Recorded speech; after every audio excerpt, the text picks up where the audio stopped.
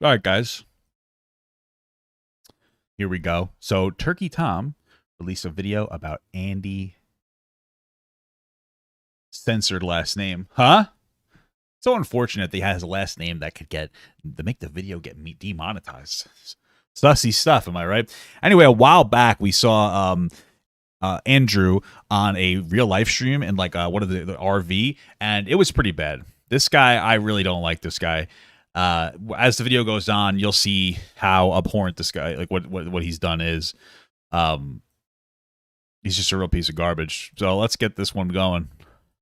What would you do if you became famous? Would you be able to handle it? I go to Disney twice a year. Oh, my wife, because my wife. Off many of our vices by the simple fact that we don't have the time and money to fuel them to their fullest extent. But what if you did? The wealth to finally satiate all of your deepest, darkest desires. Whether you're Is Turkey Tom starting his own Hustlers University? Sign me up, brother. pension to be material possessions, food, sex, or drugs, or combinations of them. The status to get whoever you want, to do whatever you want, and on top of it all, to get away with basically everything. Would you be able to resist the temptation to give in, once the only thing stopping you is your own willpower? That might be the truest test of someone's moral character. And from what little we know about the true workings of the celebrity industry, many fail that test. Not to be pessimistic, but most people can barely handle a follower count to the tune of triple digits. So imagine how bad. He's so correct. It's so silly, but it's so real, man. It's kind of tough. It can be a little bit tough sometimes, especially when your healer doesn't heal. People do not know how to handle negative attention a lot of the times. I think it's the worst for people who don't do provocative stuff. Like, as a commentary content creator, you know, when you comment on, you know, the provocative misdoings of some people, you have to have a little bit of a thicker skin, of course. But, like, there are people who are just doing, like, makeup tutorials, and then all of a sudden, somebody found out that they said, like, the N-word in a tweet with a soft A, you know, 12 years ago, and now that person's canceled forever. It's insane how people are, like, people are real goobers on the internet. Like, they're psychotic with, like, such reasonable, like, expectations. Like, oh, when this person was a kid, they did a bad thing. Wow. Did anybody die? No. But it was offensive. Oh, but they were, like, 12? Yeah. Okay, I think we're okay. No, gotta ruin their life. Seems a little bit weird, you know? It can get once there's actual celebrity status involved. Well, you don't have to imagine, because what you're about to watch is one of the most poetic and downright— That's a weirdly nice picture of Andy Dick. But okay, maybe he got that chemical peel we were talking about before. extensive demonstrations of that fact. A man who once collaborated with names like Chris Farley, Joe Rogan, Ben Stiller, and Marilyn Manson. He was even on long-standing adult comedy show Marilyn Manson. There could be a whole video essay about Marilyn Manson himself. He's a little bit of a suspicious character as well. With some of the ways he treats women are a little, it's a little kooky. So Family Guy. Now you can see him in the Andy Dick Show on MTV. But I guess, you know, a guy looking like that, it's almost like his entire being is a little bit of a trigger warning, huh? Please welcome Andy Dick! 2 decades later, he is sitting on live streams being watched by a few dozen people who get entertainment out of watching him grope random citizens and then get arrested for it. Again and again and again. Police told our newsroom that Dick was arrested in Santa Barbara back on October 13th. This is the story of Andy Dick. For most of us in the internet age, Andy Dick was simply before our time. But he was a near A-list celebrity back in the 90s and early 2000s. He got his start in comedy straight out of high school, joining the highly influential comedy troupe The Second City, which has pumped out celebrity after celebrity over the course of decades. I'm just looking at the celebrities because it's weird. I don't see Dennis Fitoza in that list of famous, popular, and good celebrity comedians. It's so weird. Even though he is such a funny fucking guy. Oh my God. If they were being grown in test tubes. One must wonder, however, why he's nowhere to be seen on the Second City's prestigious list of alumni. His first big break was in 1992 on the sketch comedy series The Ben Stiller Show, which met its swift end, being canceled after a mere 13 episodes. Damn. He would continue making appearances in shows and movies until 1995, when he secured a spot on News Radio, an NBC sitcom, and also one of Joe Rogan's first breaks in television. Wow, Joseph is very young there. He looks very nice. television. He appeared in other sitcoms as well around that time, such as Less Than Perfect, Get Smart, and The Nanny. And he would also land plenty of film cameos and voiceover work into the early 2000s, making himself a familiar face for comedy fans at the time. As goofy as he was on the small screen, doing slapstick in sitcoms and lowbrow antics in sketch comedy shows, he was developing a greater penchant for substance abuse as his presence in the spotlight grew. There's Drunk Andy, and when Drunk Andy's around, you just gotta get the fuck out of there. Yeah. You know, you can tell the difference. It's two different guys. He's man. very aggressive. Yeah. He gets like bangs in the car window, and you're like, oh no, it's Drunk Andy. Yeah. Alcoholism seemed to be his main How that sucks, man. Like, let's remove the horrible things Andy Dick has done, but let's just stick to like the alcohol issues. It's unfortunate. Like, some people become such bad people when they get drunk. Am I in a comment or something? And they still will get drunk. I mean, what a horrible thing to be addicted to, you know? Hey, bring back prohibition, guys. vice, and though surely there were people who tried to put him on the right path, he only fell deeper into the clutches of addiction. Fellow comedian and Second City member Diction, Andy Addiction. Andrew Addiction. Chris Farley was his AA sponsor, or was supposed to be anyways. At some point, Chris himself relapsed into his old habits of alcohol and illicit drug abuse to the point where it was clear for all to see in 1997, when in December, he was found dead in his apartment at just 33 years old from an overdose on cocaine and morphine. That's terrible. I wonder, because I wonder if it's such a weird thing to say, but like I think that one of the biggest areas where somebody who does drugs can relapse is like, or excuse me, that like has I think the highest chance of somebody who, I think the highest chance of overdosing for somebody is when they relapse. That's what I'm trying to say. Sorry for not saying that at all. But it's because I believe it's because like once you stop doing something for a while, your build up to it goes away. So if you're somebody who is used to doing a certain amount of drugs, and you stop for like let's say 2 months, your body's tolerance will obviously go down, but they still go back. Sometimes they'll go back to doing the same amount, thinking that their tolerance is still up there. And then what ends up happening is they unfortunately overdose. Sad stuff, man. We don't know for sure what impact Farley's death had on Andy, but I think it's safe to say it wasn't a positive one. This was not his only experience along these lines. In fact, around the same time, he attended a Christmas party hosted by Phil Hartman, a co-star on News Radio. Andy supplied the cocaine that caused Hartman's wife, Bryn, to relapse into her addiction after 10 years of sobriety. This relapse would culminate in tragedy. 5 months later, while high on cocaine, she murdered Phil before taking her own life. Jesus. At 6:20 this morning, residents of this upscale Encino neighborhood called police to report gunshots coming from the Hartman's gated estate. Officers arrived to find a 9-year-old boy and a 6-year-old girl by the front door. As they were taking the children out of the house, officers heard a gunshot in the master bedroom. There they discovered comedian Phil Hartman dead. Authorities say it appears his wife Bryn shot him, then turned the gun on herself. Jon Lovitz replaced.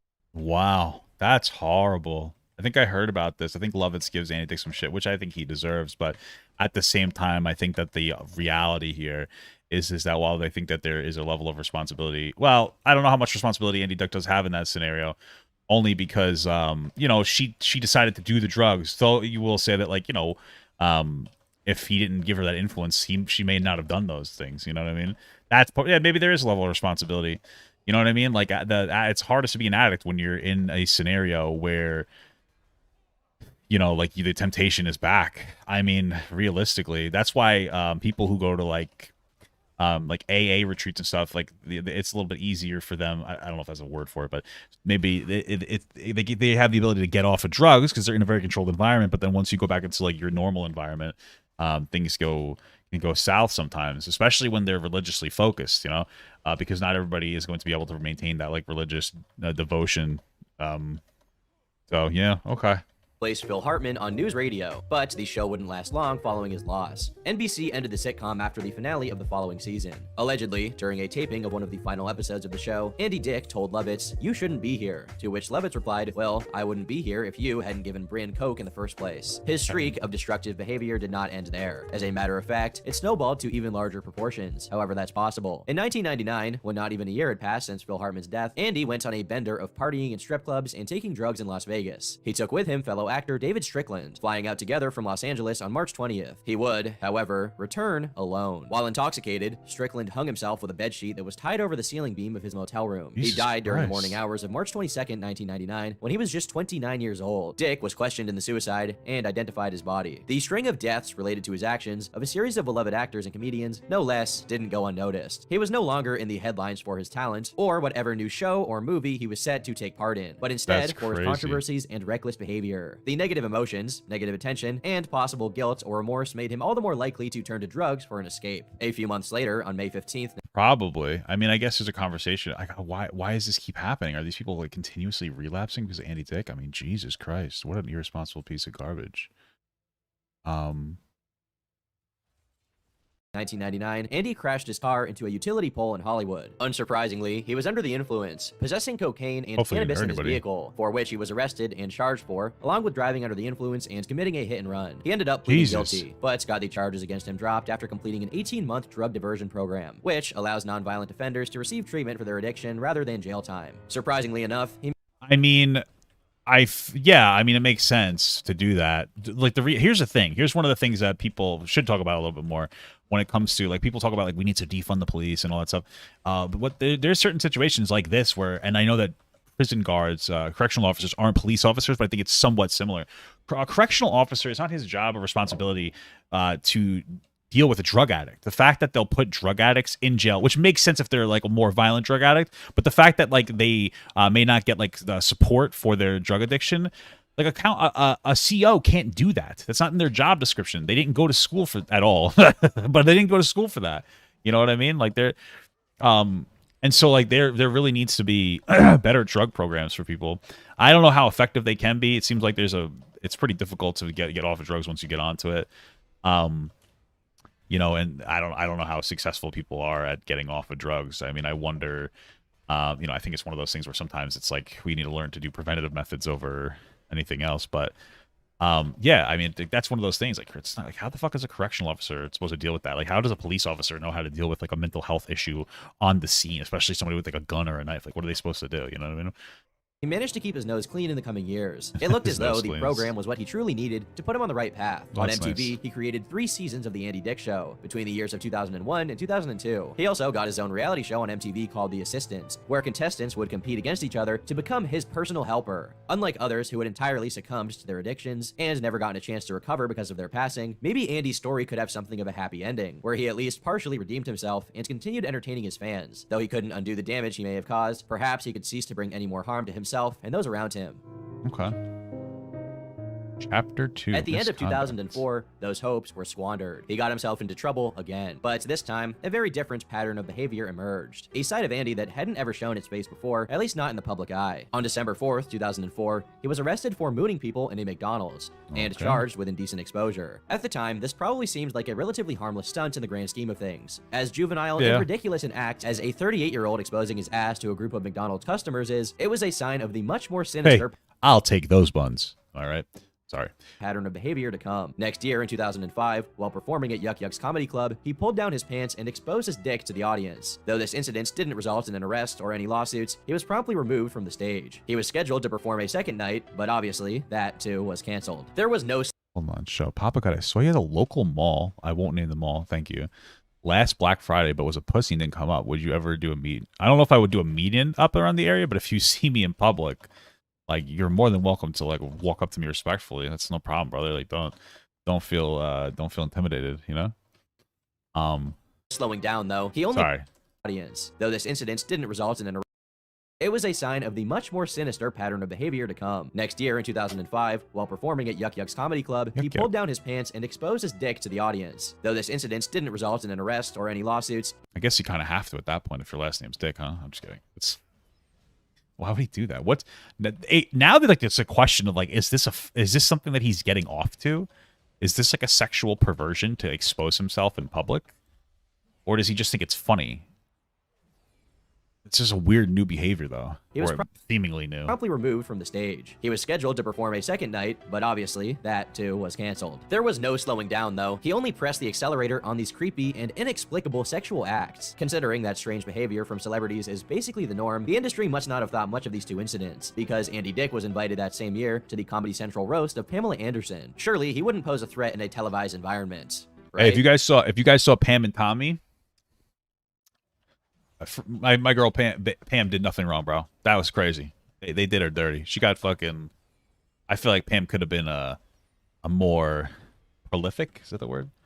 Positive influence. You know what I mean? But unfortunately, people kind of shit on her. Watch that show on HBO. It's actually very good. Very sad. Well, the irresponsibility of the show's organizers led to a groping incident live on air. During the roast, Andy pretended that he was Pamela Anderson's plastic surgeon, joking that her breasts were fake. As a part of this gag, he repeatedly groped them over the course of an entire minute. Don't worry, she can't feel any of this. She can't feel... People magazine wrote the following about Andy's actions. In resurfaced footage of the incident, Dick groped her breasts as he purported to show the audience how well-engineered they were. This is all standard procedure. So here, hold on. What a weird situation to be in for her. How unfortunate. First of all, like, because there's going to be some people like, well, it's a comedy show.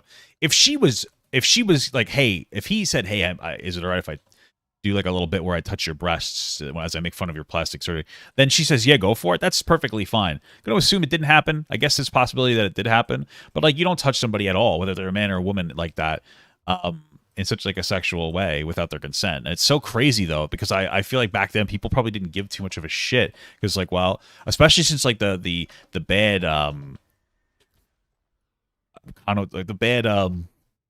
perception the society had of Pamela Anderson, like where, oh, she's like a sex person, so like it's okay to do these things. You know, it's fucking weird. Now, I don't know if that was the reaction, but it's kind of fucked either way. He said. Anderson appeared shocked by Dick's behavior, but also seemed to try and laugh it off. Well, Oh, yeah, of baby, course she I'm so is. sorry, fellow roast attendee. Courtney Because if she stood up for herself, she probably would have been like, oh, why are you so sensitive? It's a joke. Because this was back in the day, you know? Love could be heard saying during the clip while reaching out to hold Anderson's hand. Dick later told the audience, don't worry, she can't feel any of this. Correcting him, Anderson replied, I can so. But he didn't stop there. He remained on stage and would go on to attempt to grope Courtney Love as well, but she had the nerve to slap him across the face. Good for Andy her. also mimed performing oral sex on Tommy Lee, who at the time was Pamela Anderson's husband. I'm a doctor! Out of my way! Assuming this I'm surprised Tommy Lee didn't smack him, bro. What happened, brother? Why didn't you knock him out? His heels are not good. wasn't planned in advance, considering Pamela's evident discomfort. Why did nobody stop Andy as he assaulted her? Why wasn't he immediately kicked off the roast after that? It's a dark thought, but seemingly the only answer is that the producers cared more about the show going off without a hitch. Possibly they just didn't. They just at the time thought it was like, who cares? It's funny. Roast of Pam Anderson. What year was that? He probably said it 2005. Oh yeah, people were probably just like, it's just a joke. Like, you're too sensitive, kind of a bullshit. They probably just thought it was like provocative humor, but it's not. That's a violation of someone's boundaries. Just because you're a celebrity doesn't mean that you lose like autonomy. It's fucking ridiculous. The sexual misconduct that had just happened on live TV, with fellow cast members doing nothing to stop it, would be very uncomfortable and awkward, not to mention the fact that it could potentially make the situation worse. Pretending the whole thing was a part of the roast and moving on, however, could salvage it, act like nothing happened, and simply avoid another incident by not inviting Andy back. Problem solved. However, they did invite Andy back the very next year for William Shatner's roast, in August 2006. Given this time, he added a new weapon of mass discomfort, actually licking people's faces.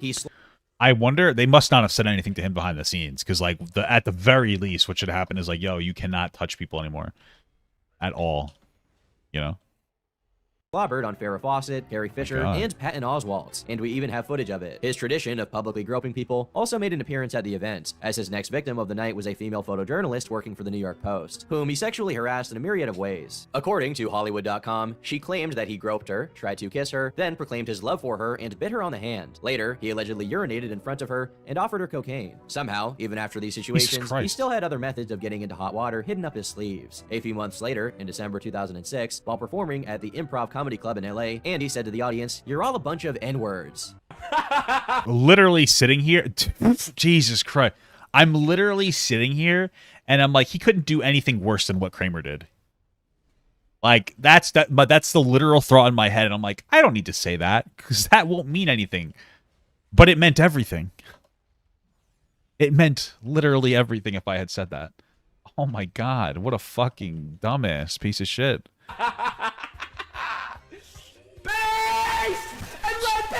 Apparently, this was a callback to when Michael Richards, best known for playing Kramer in Seinfeld, used the same slur to insult hecklers 2 weeks earlier, but the context didn't make his use of the word any less offensive to the audience. He apologized with the following statement: "I chose to make a joke about a subject that is not funny, in an attempt to make light of a serious subject. I have offended a lot of people, and I am sorry for my insensitivity. I wish to apologize to Ian, to the club and its patrons, and to anyone who was hurt or offended by my remark." Apparently, all of this misbehavior— I mean, that was a solid apology, weirdly enough. That doesn't mean that anybody has to accept it. But like that was like okay. I mean, that's an I get where he's coming from, at least, where it's like I was trying to make a joke out of it. Where he's like, okay, sure, and the joke obviously misfired. Where are the apologies for the groping though? Like, why did nobody hold him to the standard of like a public apology for the groping? So many questions. Xavier still failed to dissuade shows from inviting Andy Dick on as a guest, specifically in situations when he was in a position to embarrass and even traumatize people. Andy, don't touch Ivanka. He was forcibly removed from a show for his conduct in February 2007, when on Jimmy Kimmel Live, he started touching Ivanka Trump's legs to her obvious discomfort. Moments later, he said to her, "Baby, give me a big fat wet sloppy kiss," at which point Kimmel and his security guards dragged him off stage. All played off as a joke, of course, to keep up appearances.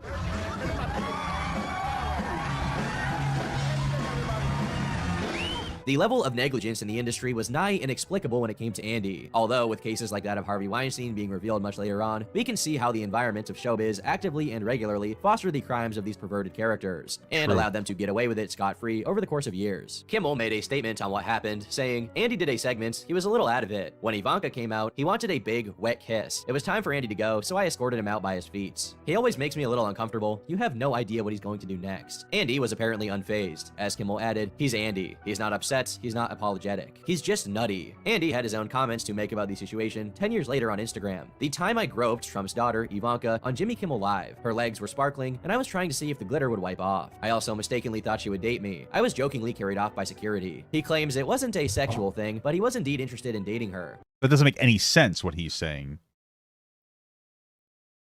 This doesn't even make sense, what he says. Like, he tries to claim that it wasn't, that there was like nothing sexual there. But then he also was like, I thought she actually wanted to date me. That's like literal incel behavior. Yeah, I did this thing to this girl, even though she didn't say she wanted it, because I kind of knew she wanted it. This guy's fucking gross. Jokingly carried off by security. He claims it wasn't a sexual thing, but I'm sure they tried to play it off as a joke, but it seemed like it was a necessary thing. Indeed interested in dating her. On the other hand, he was a guy 16 years her senior, rubbing his hands on her legs on network television. So I'm somewhat dubious of his concern for cleaning the glitter off of her legs. I mean, I don't think his age necessarily matters as long as they're both like adults. It's more of like, it's disgusting to even touch somebody like that without their consent. Like, this guy's a fucking troglodyte. We're gonna use that as that's our new word of the day, of the minute. I don't know.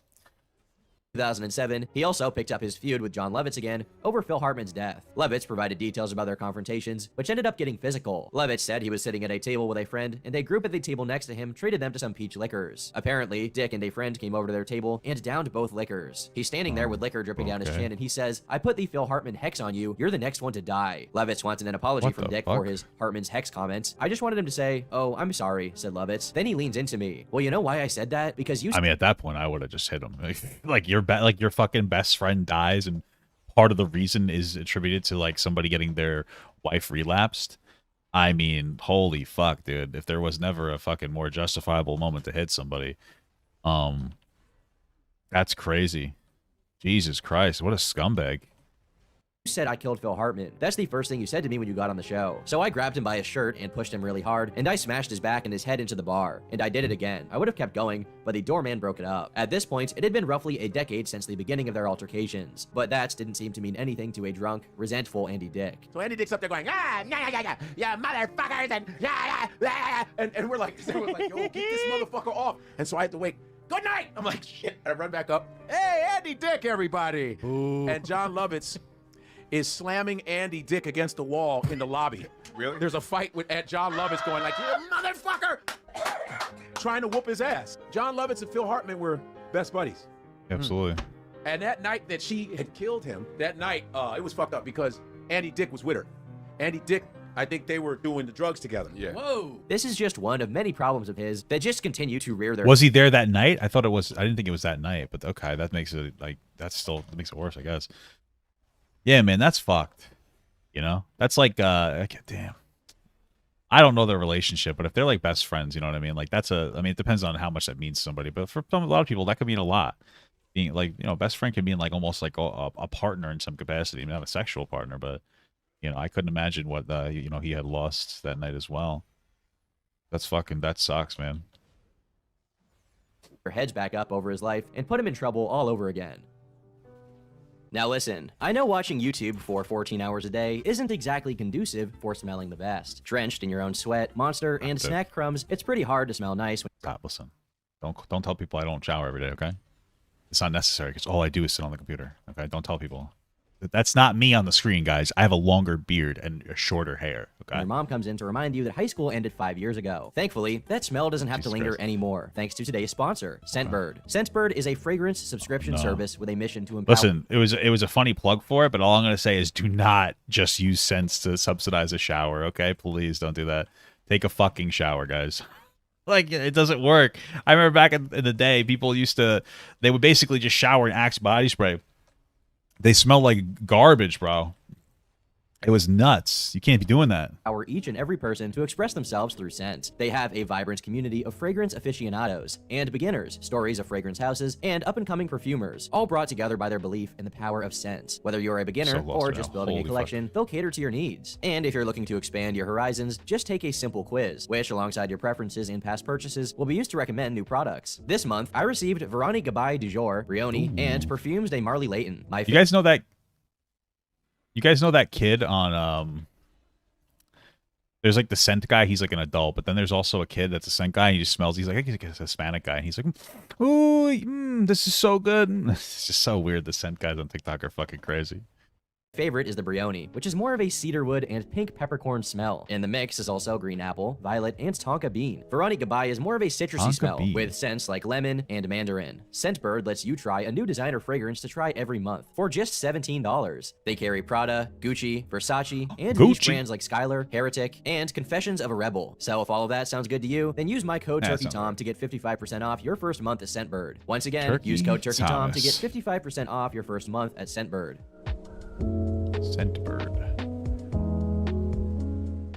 His crimes would only escalate over time, with each year bringing a new controversy along the same lines. On July 16, 2008, Dick was arrested in Murrieta, California, on suspicion of drug possession and sexual battery. He exposed the breasts of a 17-year-old when he allegedly grabbed and pulled down her tank top. Andy Dick, arrested. Again, he pulled some girl's shirt down in her bra. What the hell's wrong with this guy? Again. Gay, isn't it? Again. During a search of his person, police reported finding a small quantity of cannabis and one Xanax tablet for which he did not have a prescription. He was released from jail. I don't understand like the mentality, like truly, and like I'm okay. Silence, great.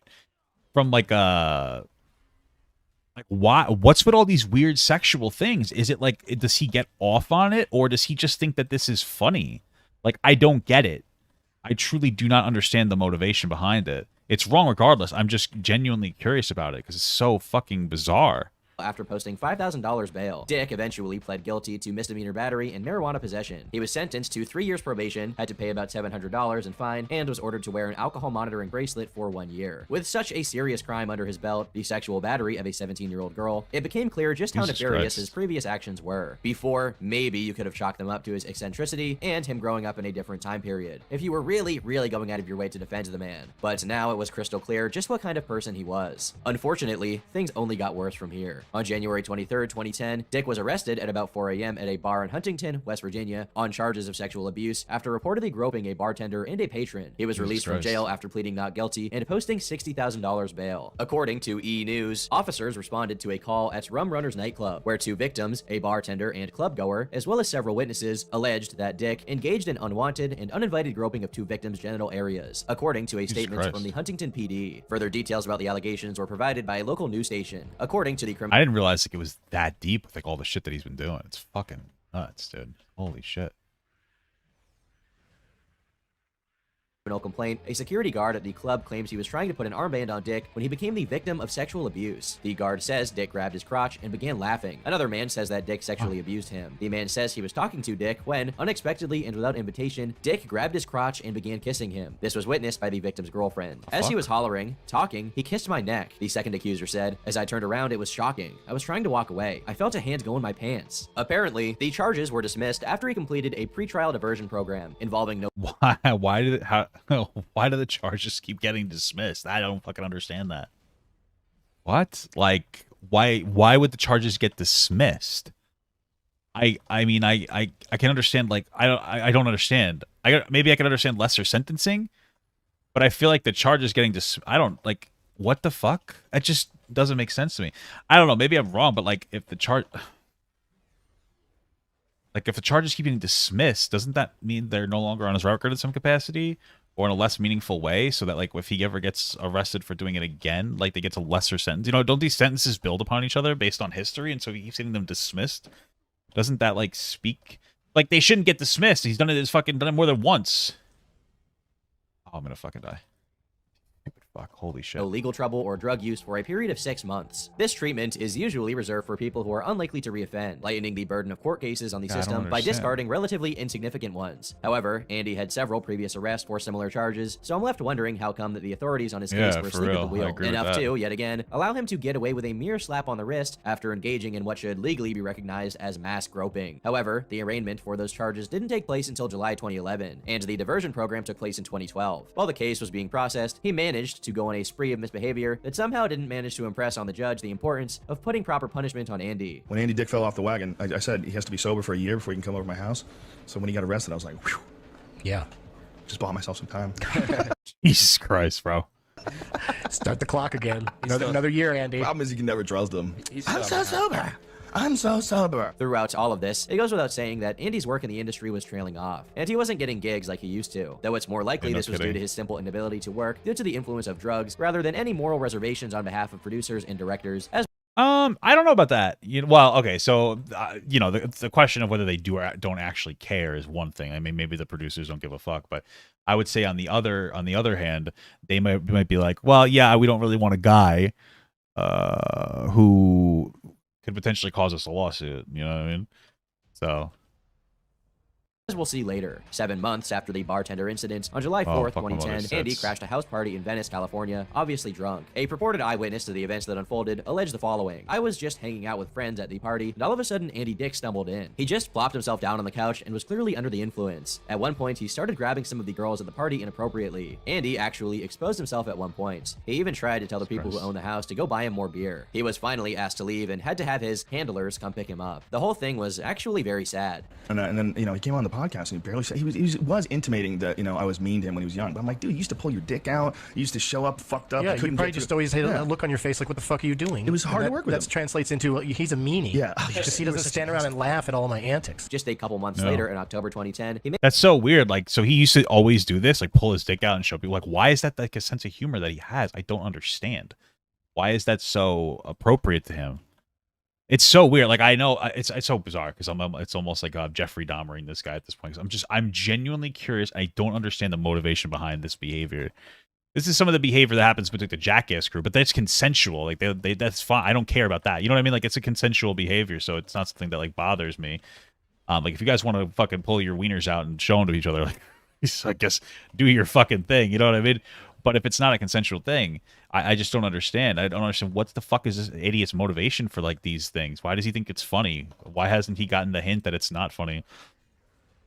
Despite the fact that nobody seems to think it is funny. Maybe because he's a celebrity? I don't know.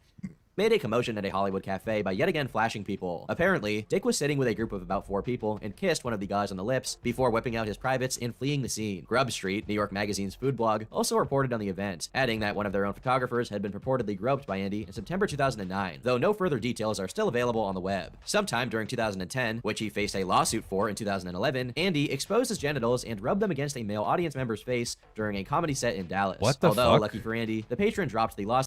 He rubbed his genitals against the person? What the fuck? In 2013. That's In be a January sexual 2011, Dick was kicked out of the adult Why? video news. Why do people keep?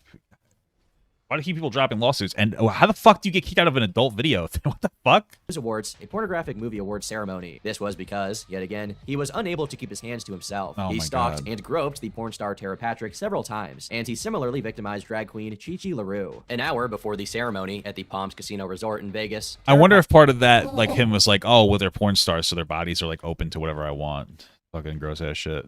Patrick and Chi LaRue were preparing in a dressing room backstage when an apparently intoxicated Dick suddenly appeared. A witness reports, you couldn't understand what he was saying, but you could hear Chi saying, leave me alone. Tara grabbed Chi and went into another dressing room. But boom, there he was again. This happened 3 or 4 times. He had a cup of beer, which kept spilling. Finally, this huge security guy came over, snatched the beer out of his hand and said, that's it, we're going. A show rep who saw security men restraining Dick against the wall said, I questioned one of the guards and he said Andy was being disorderly and pushing people. A rep for Dick had no comment.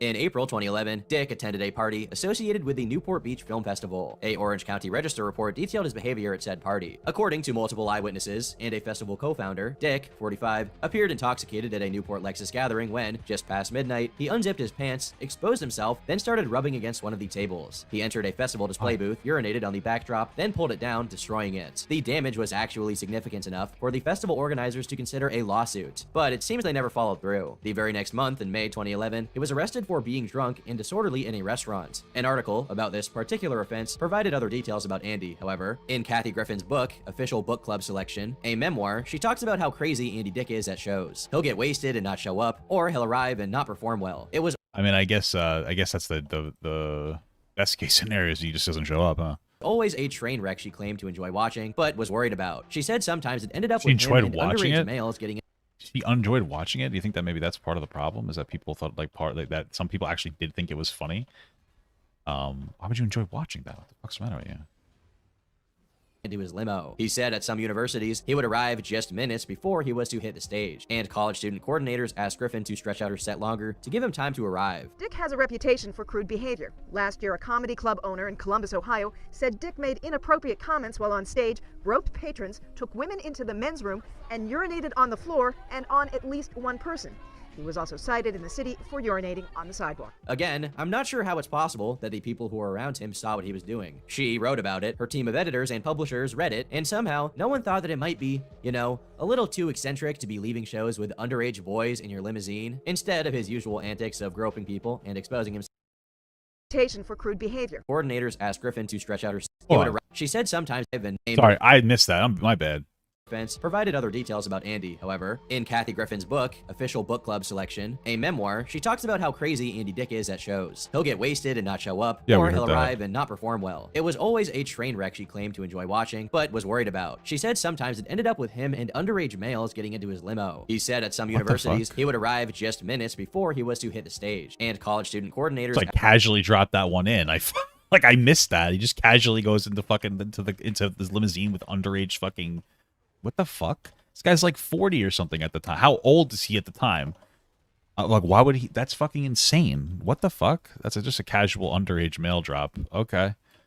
Asked Griffin to stretch out her set longer to give him time to arrive. Dick has a reputation for crude behavior. Like the fact that that was just so normal. Yeah, we get in the car with underage guys, and we were like, yeah, all right, it's all right. Why is he doing that? But why are you also enabling that behavior? What the fuck? Like, I would be like, yeah, I'm not working with this dude again. He keeps fucking around with, like, fucking underage people. This is gross. Why is there such, like, a normalization of, like, predatory behavior in fucking Hollywood? What the fuck? That's crazy. Last year, a comedy club owner in Columbus, Ohio, said Dick made inappropriate comments while on stage, groped patrons, took women into the men's room, and urinated on the floor and on at least one person. He was also cited in the city for urinating on the sidewalk. Again, I'm not sure how it's possible that the people who were around him saw what he was doing. She wrote about it, her team of editors and publishers read it, and somehow no one thought that it might be, you know, a little too eccentric to be leaving shows with underage boys in your limousine, instead of his usual antics of groping people and exposing himself. Andy got in trouble for quite a different reason in August 2011. Dick made some anti-Semitic jokes about Howard Stern while on a radio show, claiming that Stern was money grubbing, and he kept using the term hook-nosed to describe him. Howard was predictably displeased by Andy's tirade. I went on, 6 fucking months ago, fucking little hook-nosed Jew. I don't even know if he's Jewish. I think he is. Really? He's a hook-nosed fucking Jew. Yeah. Yeah. Fucking Jew. Yeah, that's what it comes down to, right? It's ridiculous. Yeah. I mean, hate somebody for who they are. No. Not where, what religion they were born. He's pretty much alienated everyone in Hollywood, and now he really has, because everyone sees. I mean, you're not even in Hollywood. He's now reaching outside. Let's get back. Hollywood. Let's get back to the scary talents of Andy Dick. Use these sound bites because I ain't giving you any I'm giving you the soundbite. sweet ones anymore. You hook nose Jew. He's used to it. He can handle it. He gets called that quite a bit. Yeah, I know. I didn't. Yeah, I get called that quite a bit, especially behind my back. You're not the first one, Andy. But I'll tell you what, I never forget. write it. No, I got it from I one don't of think his you'd say fans. hook-nosed Irishman. I don't care. Yeah. He and Beth is such a sweet girl. How does she fucking put up with that fucking hook-nosed Jew? So How does she put up with that hook-nosed Jew? Jesus Christ! What the I fuck? get a hold of this motherfucker. Scumbag, fuck rat. After that, the public record Damn. about him goes silent for a few years. But sure enough, not a thing had changed. In October 2017, he was kicked off the cast of the indie movie Raising Buchanan for misconduct. According to The Hollywood Reporter, this consisted of groping people's genitals, unwanted kissing and touching, and sexual propositions of at least 4 members of the production. At first, he made light of the allegations, stating, "My middle name is misconduct. They know what they signed up for." If that troubling statement wasn't bad enough, he went on to deny the groping allegations, but made a Fuck. Oh. What does that mean? Go back to streaming how I did before. I don't understand what that means. But okay. caveat. I might have kissed somebody on the cheek to say goodbye and then licked them. That's my thing. I like to carry great light ropes. It's me being funny. What a weird fake account to make. But okay. But that's Andy Dick, isn't it? I mean, of all the people who have been accused of something in Hollywood, when Andy Dick gets on the list, it's like, okay. Yeah. But you still Has he ever been accused of being inappropriate? Truly, nothing is funnier than licking people's faces unrequested. This is probably the only time I've ever heard of such a thing as group sexual assault. In fact, he might have invented an entirely new kind of offense. The article goes on. "I don't grope people anymore. I don't expose myself anymore," Dick said by telephone. "I do." Wow. What a humble person. I don't do these ridiculously horrible I don't go beyond people's boundaries. Like, I don't grope or molest people anymore. What a virtuous guy, huh?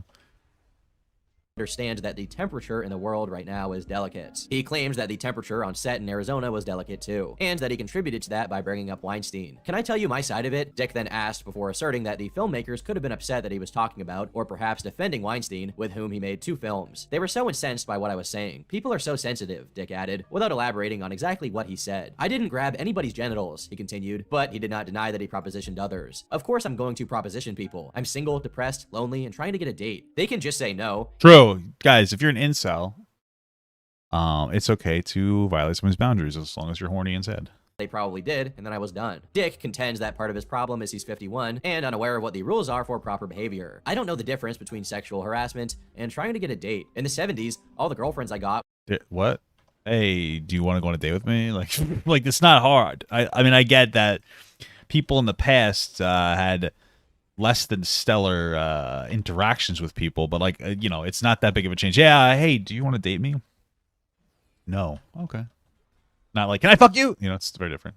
"Were by kissing and licking their cheek. I don't know anymore," he said. "There were beautiful women and beautiful guys on the set. I flirt with them. I might kiss someone on the cheek and ask them to go to dinner. They are the ones that took it south." Dick ended this most recent chapter by saying that he's learned his lesson. "I won't do it anymore," he said. "I won't lick anyone's face anymore. We have an agreement." So, he made some comments about... I don't think licking somebody's face was ever, like, an acceptable behavior, by the way. It's a little bizarre, but okay. Harvey Weinstein, that sounded like he was defending his actions. Then he blamed the crew members, also known as his victims, for blowing the situation out of proportion, when all he did was try to get a date. Though more and more as time passes, it seems that Andy Dick's idea of a date is actually a court appointment. But I guess it's fine because, according to him, it worked in the 70s. Funny. You know, the 70s, the good old times, when you could stick your hand in a stranger's crotch in the subway, lick his face, and a week later you'd be walking down the aisle and driving off to your honeymoon with beer cans clinking out the back of your car. True. I think instead of the 70s, Beautiful he meant times, his guys. fever dream fantasies. After all the similar controversies he had gotten into, and outright criminal charges that were brought against him, this is the event that made him realize that what he was doing was wrong. Theoretically anyway, since that same month, it came out he had been escorted off the set of another film, Vampire Dad, for multiple flagrant acts of improper conduct and inappropriate conduct with several crew members. In an interview with the producer, we received the following bit of information. Dick has a history of arrests and a roller coaster record when it comes to acting inappropriately in personal and professional situations. So why hire him in the first place? We were under the assumption that I mean, true. Why hire this guy in the first place? He's a massive risk, and you kind of see that. It seems kind of stupid to fucking hire this guy. he was sober. He was a good fit for the character, Oliver. I believe in second chances, and through our entire pre-vetting process and interviews, he was cogent and polite. He seemed okay, and there were no indications that he was not sober. I wonder how the actors felt about the casting crew deliberately putting them at risk by hiring, technically, a serial sex offender. As a matter of fact, I wonder if they were even informed of the nature of Dick's past issues with the law. It's the least that you would expect as far as decency when it comes to hiring an insane guy like him, right? It's not like you wake up one day groping people out of the blue. My God, there's nothing that can stop us. Hey, party people, I'm ready to get 86th! He hasn't been an A-lister for how long now anyway? Is it even worth risking a lawsuit just to have this low-tier celebrity name associated with your project? How does he even still get roles? Who is this guy's manager that can somehow talk people into hiring him despite all of the baggage that he brings along? Andy Dick! I guess he's an excellent manager to be able to, I mean, Jesus, working fucking overtime, bro. No! Come on, let's get out of here! Mind you, this was at the same time as the allegations against Harvey Weinstein were made, and the hashtag MeToo movement first started taking off. As such, TMZ managed to get an interview with Andy to ask him about his misconduct in relation to these movies, but he was clearly heavily intoxicated. There is a lot of people coming out. Brett Ratner, Dustin Hoffman, Kevin Spacey, Harvey Weinstein. Yet again, he defended sexual predators in the industry. If actions like rape and abusing minors qualify as just trying to get a date, it makes you wonder if there's anything that wouldn't fall under that umbrella. I guess guys like Weinstein and Cosby were just hopeless romantics, with unorthodox, pickup artist methodology, at least in the eyes of Andy Dick. It seems Andy wasn't able to keep his destructive actions out of his family life either. In March 2018, his own ex-wife, with whom he had 2 children, obtained a restraining order against him, requiring him to stay at least 100 yards away from Lena and the children until March 13th, 2023. On February 20th, Lena filed documents in Los Angeles requesting court-ordered protection for the actor. She claimed that drunken arguments with their son led her to take action. In one instance, she claimed that their son locked Andy out of the home once during a fight. She said Andy was drunk at the time and broke windows to gain access to the home. Jesus she detailed Christ. another instance in which she claimed he was drunk during an argument with their son. That time, she says, he flipped over a table and broke dishes inside the home. In April 2018, he allegedly groped. Well, let's just add abusive behavior to. Well, I guess he was already engaging in sexually abusive behavior. I guess I'm not fucking surprised that he potentially is physically abusive as well. A woman and was charged in June with misdemeanor sexual battery. According to TMZ, the woman filed a police report claiming the troubled comedian squeezed her butt twice as he walked past her on a sidewalk. She also said he Did they really write the term troubled comedian? I just feel like that provides a little bit of empathy for some fucking absolute serial scumbag.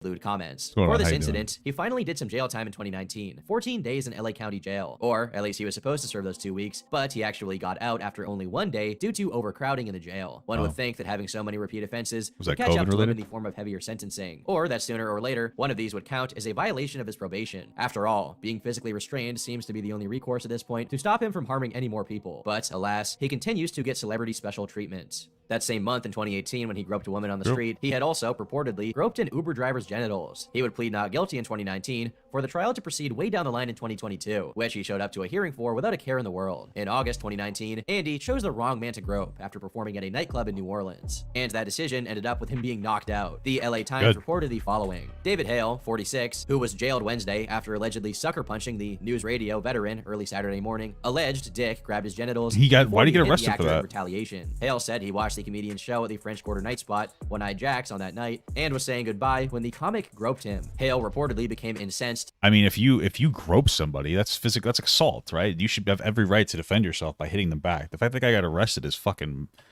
ridiculous to me. Hopefully he got let And out. Dick decided to wink at him, which led Hale to punch him in the face. Good. He collided with another object before landing, which left him unconscious for 15 minutes. Oh, well. He was afterwards rushed to the hospital to Why? check for possible brain bleed. Surveillance footage also captured the attack. I saw the whole thing. The punch just, Andy dropped like a Jesus rag doll. Christ! It was. He fucking decked him. Also captured the attack. I saw the whole thing. The punch just, Andy dropped like. Holy fuck! Brain bleed. Surveillance footage also captured the attack. I saw the whole thing. The punch just, Andy dropped Jesus! like a rag doll. It was extremely scary and smacked the back of his head so hard on the. Oh my god! Cement there on the cement sidewalk. As he attacked. Scary and smacked the back of his head so hard on the Good. Fucked him. Jesus fuck. That guy put him down though. Holy fuck. Well, he put him down like the fucking dog he is. Oh well. That was fucking harsh. I didn't think it was gonna be that hard. But good, the motherfucker deserves it, so. cement there on the cement sidewalk. As the attacker calmly picks up his beer and walks away, there were tense moments as Dick remained unconscious on the ground. Oh He no. wasn't responding to me. I was looking at it. His eyes were going all over the place. He was trying to like swallow his tongue. He was like not talking to me. The performer's friends say he was diagnosed with a concussion and bleeding on the brain, Oh, well. spending 2 nights in the hospital before flying back to Los Angeles. Wasn't bad enough then, I guess, huh? Although it's good that he didn't like end up like anything seriously bad happened to him, because then that guy probably would have got charged, and that guy doesn't deserve to get charged. So Still kind of touch and go. His head is still killing him. He's got blurry vision. Oh no. He's not the same. Bizarrely no. enough, Andy was involved in another. Hey, maybe I was about to say maybe that stops the bad behavior. Maybe that was almost like the lobotomy he needed.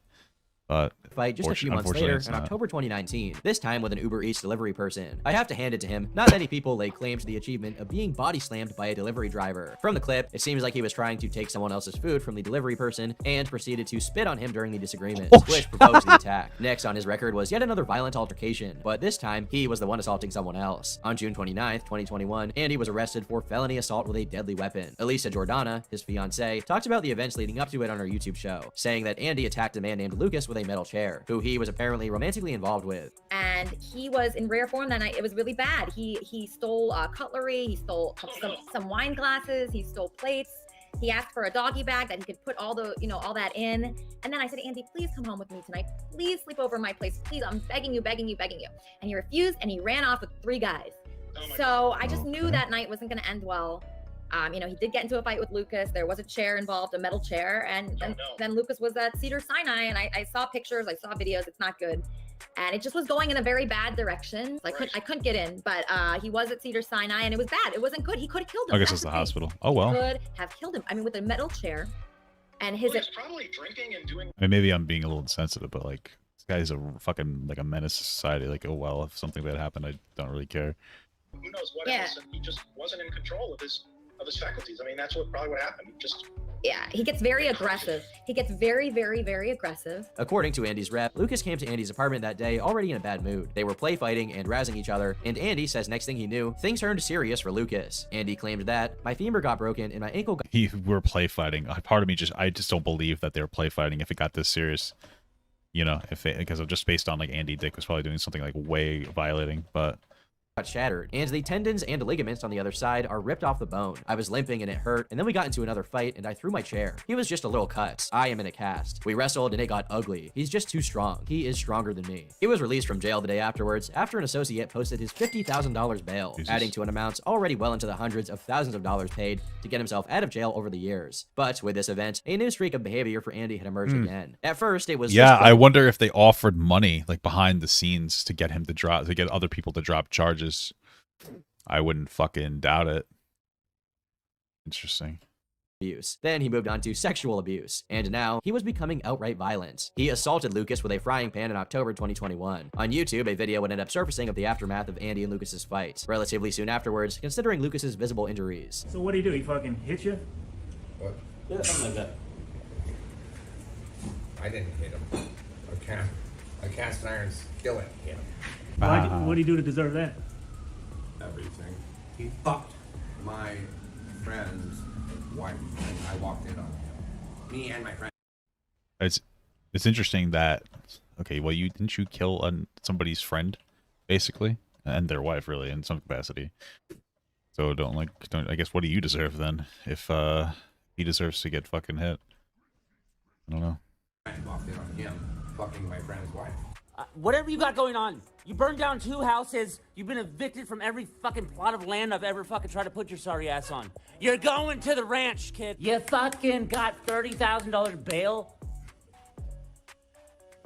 $30,000. You burned down my house. You killed my actual dog. I do remember this part where I did kill.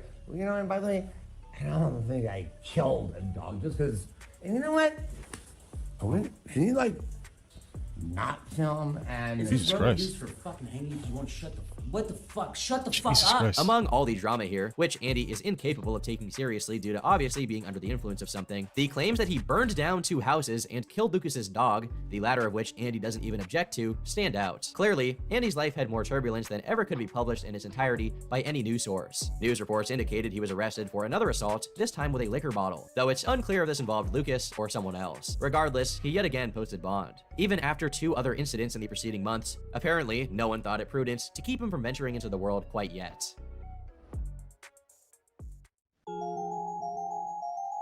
Though he's already in his 50s, with his Hollywood heyday now far, far behind him, around this time, Andy managed to make somewhat of a career pivot, if you can call it that, involving an online presence. It wasn't his first rodeo, considering he had set up a quite successful Cameo account in the past, with over 1,000 positive reviews at a price of $100, which just goes to show the influence of the acting and comedy work he had done in the past. Hi, Matt. It's Andy Dick. It's Andy Dick. It's Halloween, by the way. And I just found out, trick or treat. Looks like you're getting a treat. Baby, a little baby. With his new endeavor, no longer would he indirectly be keeping the world up to date on his degeneracy through articles published on trashy gossip sites. Instead, he would allow people to get their daily dose of drama straight from the source by broadcasting his activities live. He did this by joining the IP2 streaming community. This is called found art. Yeah. Whoa, let's check it out. Chat, what do you think of Andy's art? How crazy is this, huh? This motherfucker. So this motherfucker like commits like really shitty. He does like a really shitty shit. Engages in really shitty behavior, and then he's welcomed with open arms inside of like these weird fucking like communities.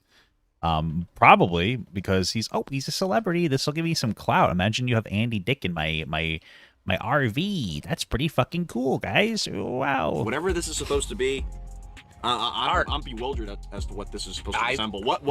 It's called found art. I'm having sex with girls. If you're unaware, IP2 is a network of IRL streamers based off of Ice Poseidon, who popularized the genre. In essence, these streamers broadcast their activities, venturing out into the world. And while not all of them are edgy and degenerate, the most notorious subset are, and are what IP2 has become known for. Getting drunk, causing trouble, and broadcasting your life in abject conditions are what it's all about. Streamers will play pranks, skirt the line of the law, or just turn on text-to-speech donations in public so their viewers can spam racial slurs out loud in a McDonald's. It's a place where people will do anything for donations. With that kind of track record, maybe it's no surprise that someone like Andy Dick got in on the action. Couple minutes. This is him hanging out with the IP2 people. IP2 was doing, like, the main streamers for IP2 were, like, in this camper van where, like, all the women are psychotic and addicted to drugs and alcohol and are just, like, molesting each other.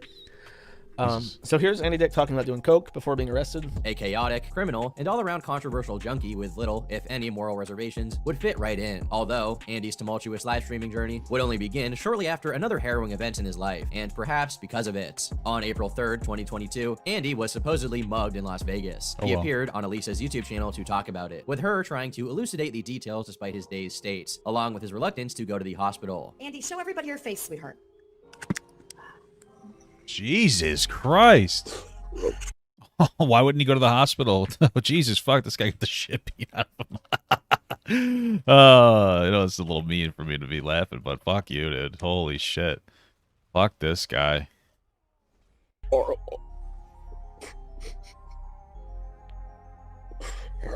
hurts really bad. Oh, that's so sad. That's so sad. Andy, who did this to you? Who cares? It's a fucking hero. Stranger. Literal stranger. A stranger beat you up for no reason, Andy? Yes. Doubt What that. did you do? I don't know what you I did. didn't do anything. Oh, They yeah, just, he took care. He mugged me and stole my shit, stole my phone and my wallet.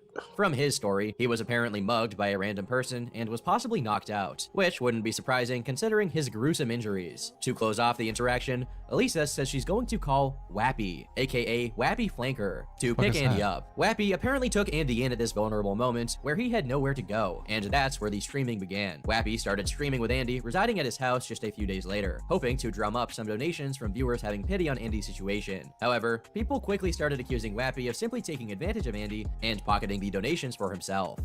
Who cares? Like, who gives a shit? But okay. That's Andy's money? No, it's, dude, I'm feeding, who's Randy Savage? I'm not even gonna address you. I'm feeding Andy, doing everything, cooking for him. I'm his chef, his producer. You are wrong. Yeah, and guess what?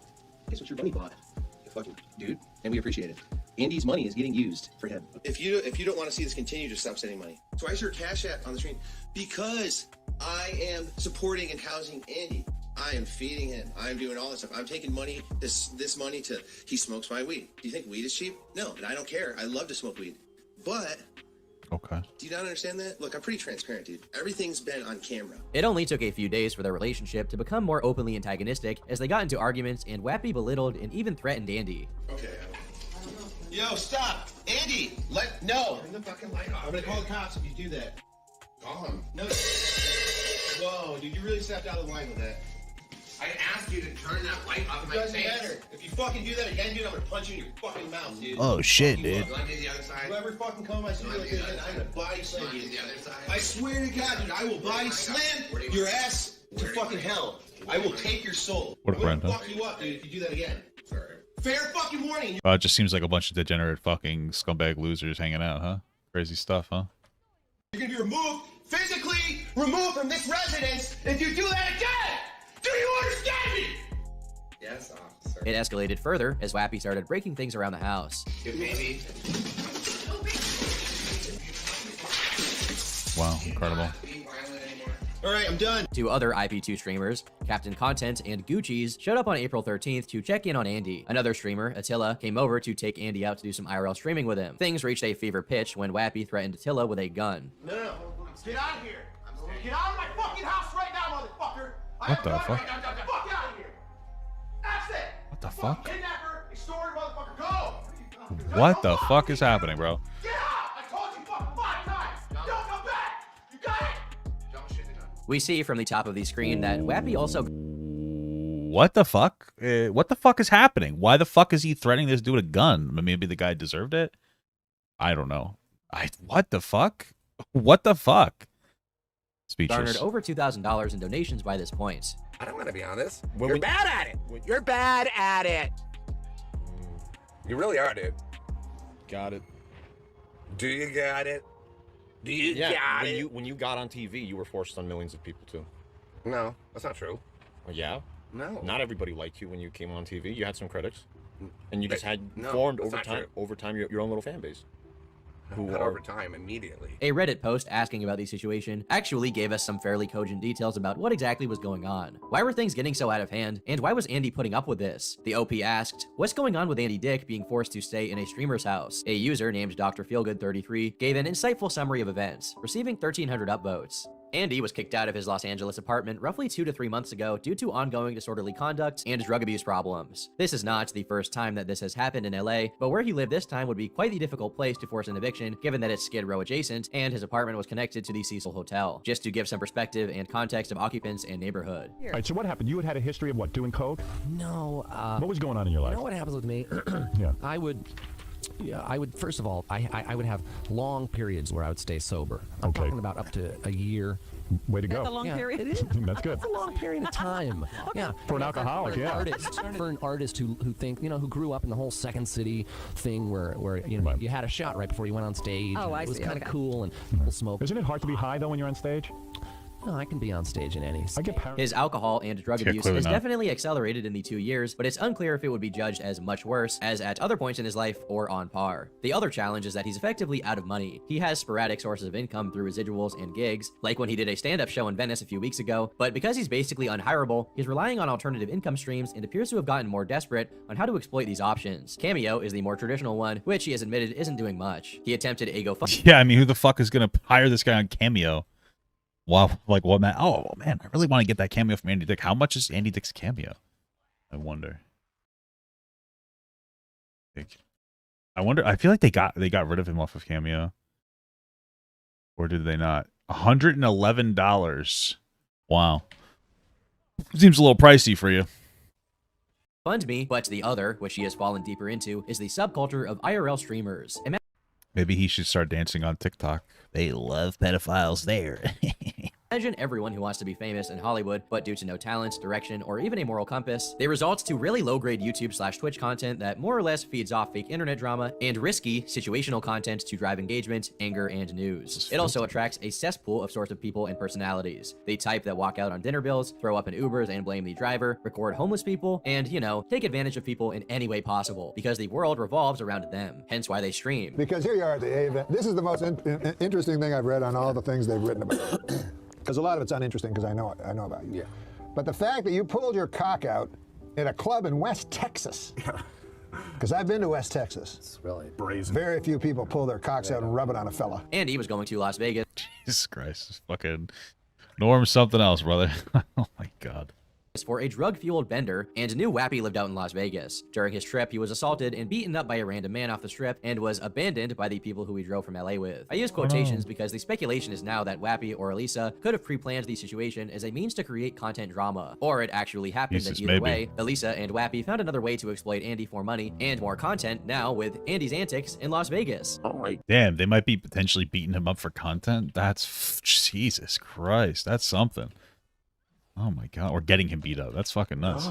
Oh my God, that's the worst thing I ever saw. This is so fucked up, Andy. This is bad. This is very bad. I can't believe the one thing I can't believe more than anything else is that Andy Dick was almost going to marry Eugenia Cooney. That's crazy. Cannot be with people like this anymore, Andy. I know. With Andy being homeless, no family or friend support structure, and no income on his own, he's at a point of desperation and going along with a ride because he seeks out enablers and people he can abuse and exploit, and for those who abuse and exploit him. Yeah, the rip gun Norman down, brandishing, brother. the aggressive anger and abuse that Wappy is doing is all fake as a means to drive engagement and streamer drama. I'm not saying the guy isn't a lunatic, but as mentioned before, these people are all delusional Hollywood wannabes. Andy included, but hell, at least the guy has had a pretty damn successful career at one point. They aren't interested in traditional jobs because they're too self-entitled and lazy to do one anyway, and so out of touch with reality that they think Hollywood is interested in hiring a 40-year-old woman who peaked in high school. Andy could walk out of that house today and there would be no risk to his personal safety. He chooses not to because he has no other alternatives and would rather live in a trap house with terrible people if it means someone delivers him a daily bottle of vodka and the occasional rare steak or beef tartar. Sadly, the bottle of vodka continues to be more important to him than his 3 kids, who surprisingly seem like some genuinely nice and He has 3 kids? Holy fuck. What? normal individuals. Well, then you know what? Maybe he shouldn't be around his kids because they probably have a bad influence on him. Pleasure. Oh my God, another fey, pansexual, alcoholic, non-human. I've been replaced. I hope Andy gets help and survives his substance abuse, but it is becoming less and less likely. The Andy Dick Show. Is that actually Andy Dick like voice acting for Seth MacFarlane's like shows? I wonder if he was so desperate for gigs they were able to get him to do that. Road Trip, Old School, News Radio, In the Army Now, Dude, Where's My Car, Employee of the Month, etc. are all such classics, and his humor and style is unrivaled in so many ways. Source, Andy's old neighbor. I'd say we miss you in the Pacific Gas Lofts, Andy, but really, we don't. A lot of this post is this user's own conjecture, but most of the info does line up with what we've already seen. This same poster later followed up with more miscellaneous details, since people were clearly interested in Andy's strange lifestyle. Aside from the general, revolving door of derelicts finding their way to his place to use and abuse a place was on another level of whack. A guy who only wore a doctor's trench coat and a police ankle bracelet acted as his doorman bouncer for a while. He was his errand man who had to get vodka from the local store. No clue how it worked with the ankle bracelet, but he was a huge weirdo. Young 20-year-olds were taking bikes and running them into the walls. His entire bathroom door was busted open, and glass sat in the bathroom from the shower door for weeks. 3 guys accidentally bought fentanyl, and Andy overdosed and paramedics were called. Luckily, Jesus Christ.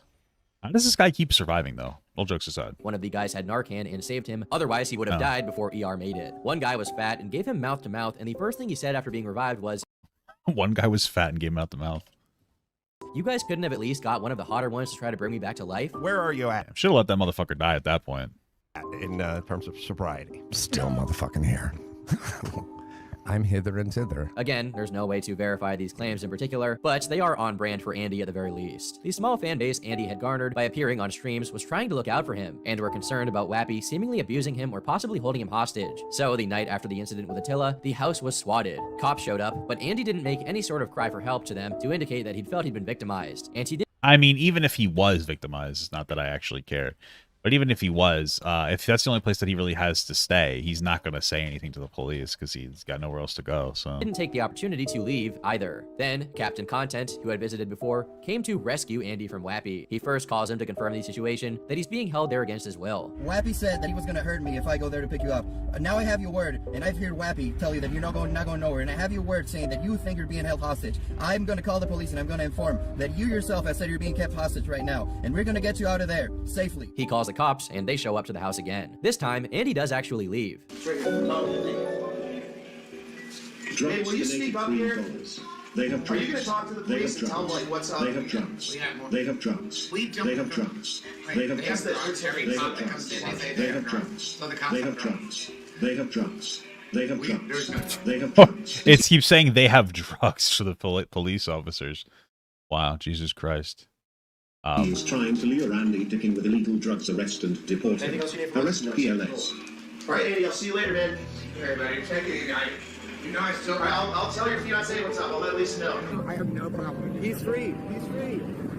You're free, man. Now, after an eventful 2 weeks, Andy was now a part of another degenerate IRL stream, Captain Content's RV. With such a track record, it's a surprise that any audience of people is concerned about his well-being. When it comes to the other streamers, they obviously just wanted to take advantage of Andy's name for content and donations. But Andy, being in his 50s, knows full well what he's doing and allows himself to be exploited for views. Things basically went how you'd expect them to go, with Andy being constantly intoxicated, causing drama, and starting arguments. All of the bells and whistles of IP2 streaming. And seeing as he hadn't been arrested for some kind of sexual misconduct yet in 2022, of course, that had to happen as well.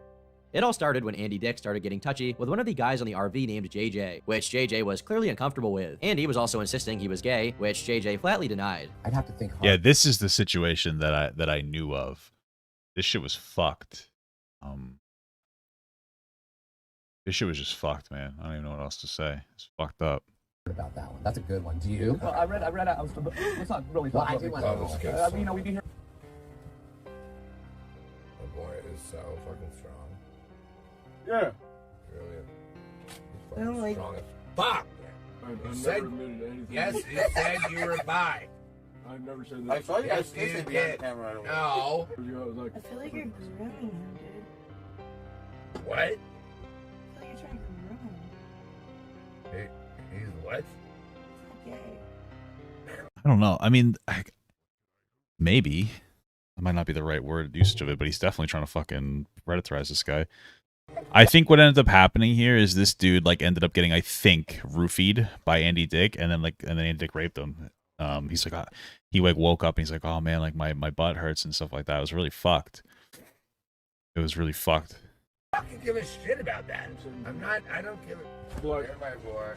Okay, my boy. That's why I love him so much. I didn't know that. How did you? Shut the fuck up. Being weirdo. Fuck you. When JJ woke up the next morning, this conversation took place on stream. What happened? And then like the guy, Captain Content, was trying to downplay it originally, and it was like, oh, I don't think anything happened. Like, you're good. Blah, blah, blah, blah, blah. It was like a real fucking shit show. Seemed like he was getting mad that the guy wanted to go to the police. Just fucked up.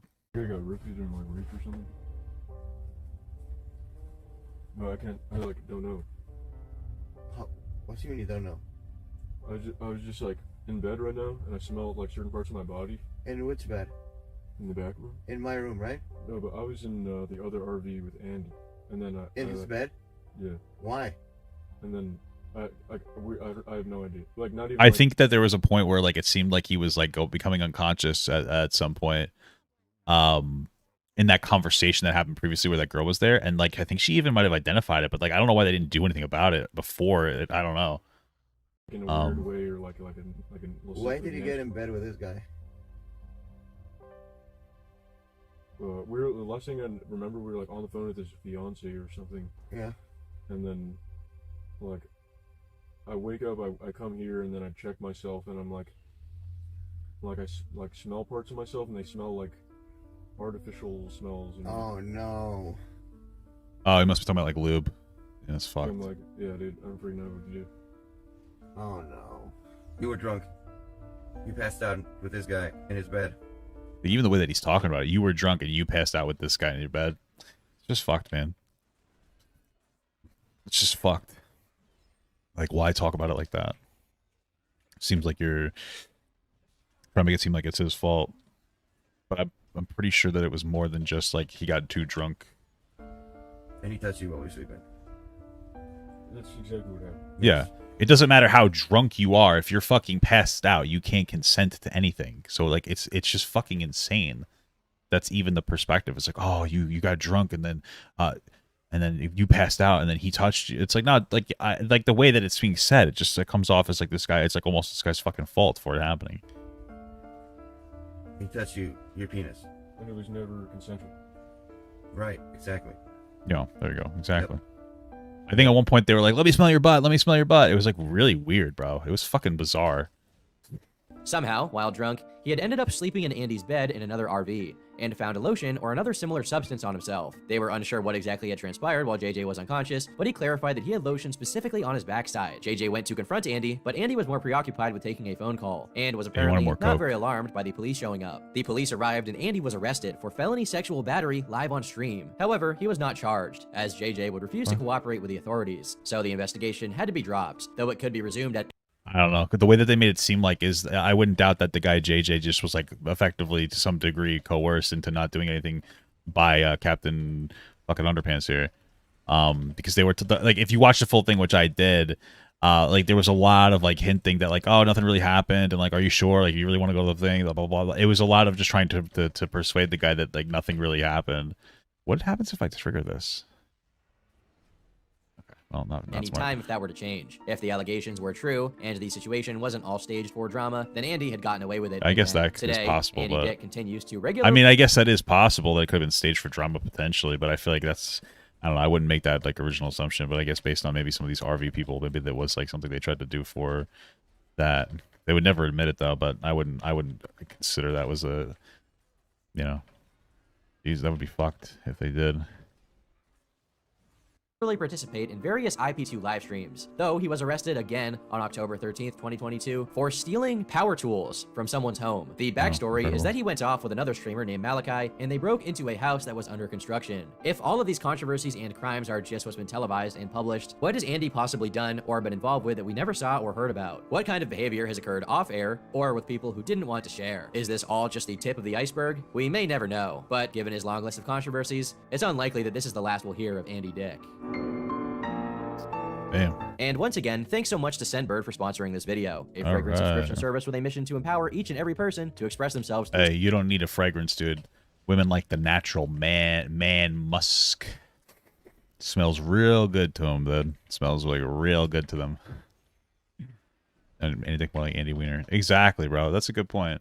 I want Papa Gut to pee on my face, but just as a friend. There's nothing weird about that.